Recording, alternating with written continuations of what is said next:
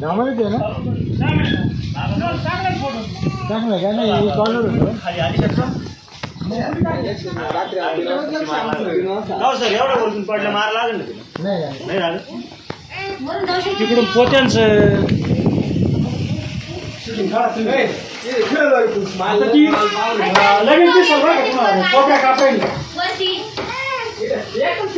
इकडं एक रूम आहे इकडं बाथरूम आहे सगळीकडे पावडे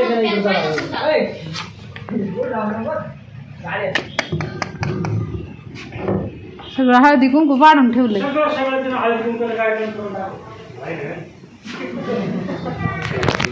सवाशे दिसली बोल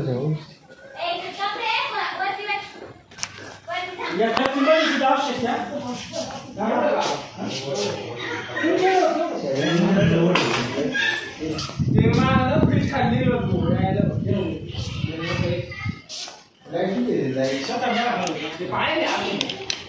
सचिन इकडे तर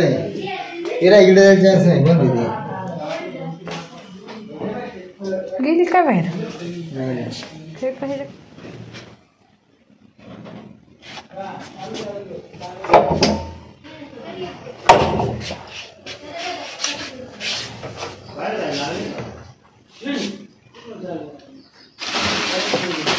थांबे असतील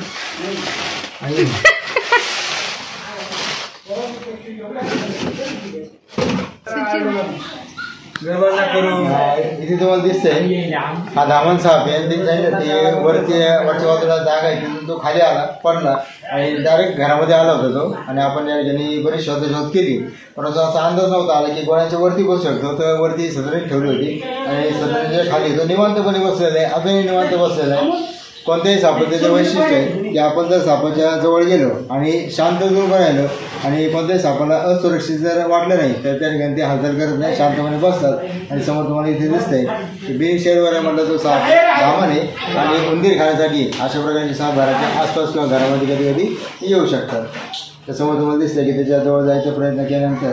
कधी कधी ते चिडतात आणि आक्रमण करण्याची पण शक्यता नाकारता येत नाही मानेकडचा भाग हे धामण फुगवते आणि मानेकडचा भाग फुगवल्यानंतर त्या ठिकाणी आपल्यावरती ते आक्रमण करू शकते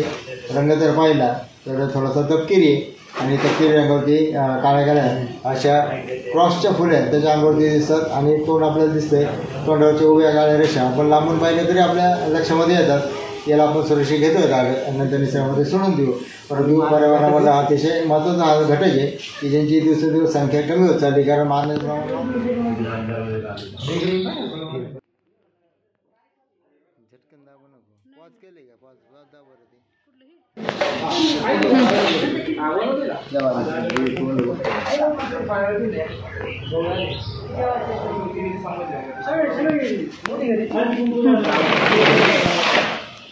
टॉयलेट झालं बाथरूम झालं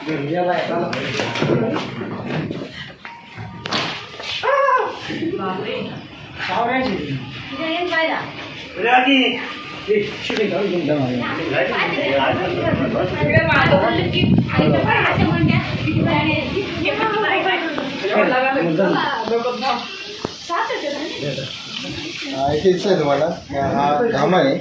आणि बऱ्यापैकी मोठ्या आकाराचा जो साप आहे तर पुन्हा इथे नमूद करतो की अशा प्रकारचे धामण हे घराच्या आसपास किंवा घरामध्ये कधी कधी सापडतात बऱ्याच वेळेस त्यांचं प्रमाण घराच्या अवतीभोवतीच जास्त असतं आणि त्याच्या विशिष्ट जेजावर आपलं ते कळतं की हा धामण साप आहे परंतु या ठिकाणी दिसते तुम्हाला की ताब्यात घेताना ते असे अंग फुगवतात आणि विशेष असा तोंडातून गुरगुरण्याचा आवाज पण ते बाहेर काढत असतात त्याला आपण घेतोय सुरक्षित ताब्यात नंतर निसर्गामध्ये पुन्हा सोडून देऊ परंतु जास्त उंदीर खाणारा साप असल्यामुळे कधी कधी ते घराच्या आसपास सापडण्याचं प्रमाण जास्त आहे असतो आता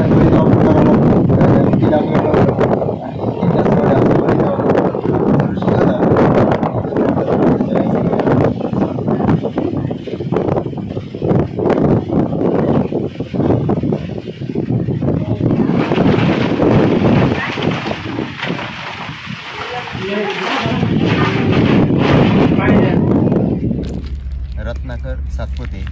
यांच्या राहत्या घरामध्ये जो आपल्याला धामण सापडला होता या धामणला आपण त्याच्या नैसर्गिक आदिवासामध्ये या ठिकाणी सोडू